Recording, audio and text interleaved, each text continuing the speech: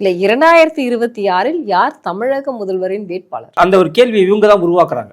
உதயநிதி ஸ்டாலினா துர்கா ஸ்டாலினா. இப்போ துர்கா ஸ்டாலினை இவங்க உள்ள கொண்டு வராங்க.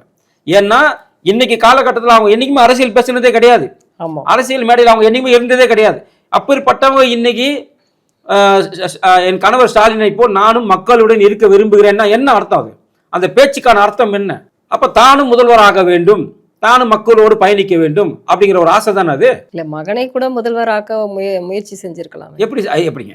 நானும் அவர் கூட பயணிக்க மக்களோடு மக்களாக நானும் பயணிக்க விரும்புகிறேன்ற வார்த்தைக்கும் இதுக்கு வித்தியாசம் இருக்குல்ல. அப்படின்னா மக்களை அவங்க என்ன சொல்லிடும்னா, என் கணவரை போல என் மகனும் மக்களுடன் மக்களாக பயணிக்க விரும்புகிறான்னு சொல்லலாம்.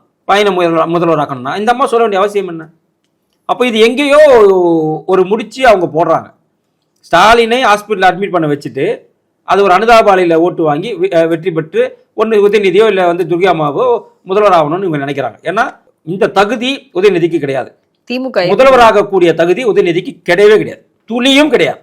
அவருக்கு அந்த தகுதி எப்பயோ போயிருச்சு.